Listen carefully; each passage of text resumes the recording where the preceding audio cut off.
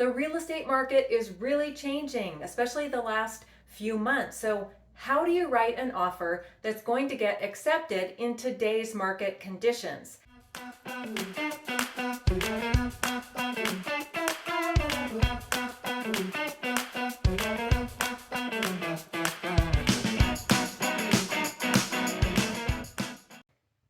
Hi, my name is Nora Spangler. I'm with Rogue Real Estate here in beautiful Bend, Oregon. The market in Bend has definitely changed a lot. It has slowed down.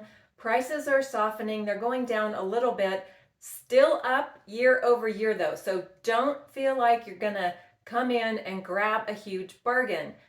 Next week, my video will be all about the August real estate numbers. I'll give you a complete market update. So this is just kind of a preview to that, hinting at what's going on in our market and talking specifically about how to write and maybe how not to write an offer right now in this market.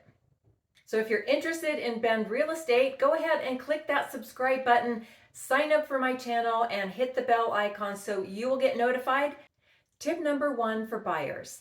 If you see a home that you just fall in love with, it looks like it's everything you want, but it just hit the market, it's day one on the market, don't try and submit a low offer. This is not going to work. How do I know this? Because I just went through this process with some clients. Now, this is no fault of theirs. They wanted to offer less, and we talked about budget and all those things. I did a lot of research and I informed them what I thought was an appropriate price range. So it's not just I tell them they have to offer a certain amount, but I usually give my buyers a range which would be an appropriate offer on any given property. So I gave that to them and they went lower. So it didn't work out. The offer did not get accepted. So when a home comes on the market day one, that's not the time to lowball offer. Tip number two is if you want to get a deal on a property in Bend, look for one that's been on the market for at least 30 days. Those sellers are getting a little desperate. They're going to negotiate much more with you than if they just came on the market today or last week. Our market is still fairly competitive. I just did a deep dive into all the homes that sold last month in August, and I discovered that about 56% of them actually sold for less than their original listing price. So that's a big number, and it does show that you can get a deal, but the average time those homes were on the market was over 30 days. So keep that in mind. But the other 44% sold either at or above their list price. The ones that sold above their list price sold in an average of 5 days on the market. So while the overall median days on market was 15, the really good properties that everybody wants, that are in good condition, in a good location, they don't need repairs, painting, they've been updated, they just show really well, those homes sell very quickly. The homes that sold exactly at their listed price sold in an average of 11 days. Oh, one more thing. You notice I'm wearing this kind of silly t-shirt and I have these little glasses back here because I'm going to put a plug in for the Little Woody. It's a brewfest. It's barrel-aged beer, wine, cider, and whiskey. And it's happening this coming weekend, and my husband and I always volunteer. It's a lot of fun. So if you're in Bend, I hope you'll stop by. I'll be there somewhere at a booth serving beer between noon and 5 on Saturday. So maybe I'll see you. And I actually did get recognized at this festival a couple years back with my mask on during COVID. Someone recognized me from making these videos. So it's possible I may see you or you may see me. So say hi, and I hope to see you in Bend soon. Tip number 3 is that I don't want you to forget that once you get under contract, so the seller accepts your offer, now you're going to have a time period called your home inspection time period, and you're going to do a home inspection, and then you can negotiate further. So the offer price may not be the price you end up paying for the house. So keep that in mind. You should have further chances to negotiate either the price, or these days, as interest rates are going up, you might be able to ask that seller to put some money toward your closing costs to buy down your interest rate. How great would that be if you could get half a point, quarter a point, a full point? Those different lenders charge different fees to lower your interest rate. So it's basically like prepaying interest up front. That's kind of the formula they use. So that is a possibility.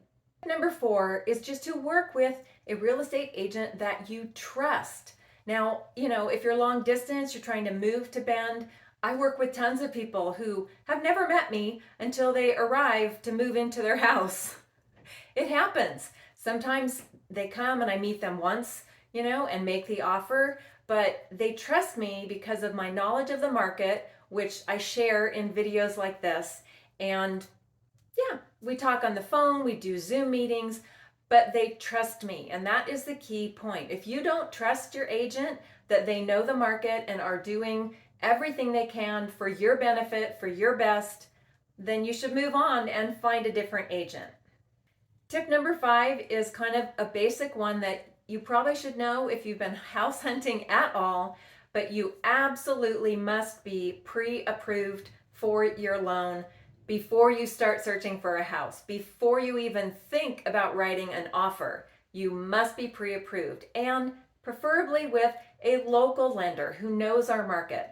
I was just chatting with Skylar Overby, who works at Churchill Mortgage, the other week, and he was telling me about a program they have where they run everything through underwriting right at the beginning, and then they guarantee the seller that you are qualified and that the deal is going to close. So it's just good to know that working with a local lender, they have lots of options to help you secure the house that you want. So I suggest highly that you work with a local lender, and I can give you some referrals. Just ask. I'm always happy to share my very best lenders with you. So what is the real estate market going to do toward the end of this year and into 2023? Well, I only wish I had my crystal ball right here and I could tell you. Nobody can tell you what's going to happen. All you can do is look at what's happening now. Do you qualify? Can you afford the payment? Do you need a home? Do you want to buy a home? Really, it is a huge investment, and it's a long-term investment. If your job is secure, I think that is the number one thing to be sure of, that you've got savings in case something happens with your job, so you can make your mortgage payment. And if you're waiting for interest rates to drop or prices to come tumbling down, I think you're waiting in vain, because I don't think those things are going to happen in a dramatic way that's going to really change what you would pay on a monthly basis for a home. And the other point is, if those things did happen, then you have to think what else is going on to make those happen, like what's going on in the economy. And if prices dropped, all the buyers that have been sitting on the sidelines are going to join you, and they're all going to be trying to buy a house, and prices would then jump up again because it's a scarce commodity, and our inventory in Bend is still really low. It's like around 2 months of inventory. So we are nowhere near a balanced market. We're not anywhere near crashing. So I hope if you're thinking of buying a home in Bend that you'll just reach out to me and I can help you evaluate your individual situation. That's what I like to do, is just chat with you and find out, is it right for you to buy a home now? Really, only you can answer that, and I can give you data and information, and you have to make the decision.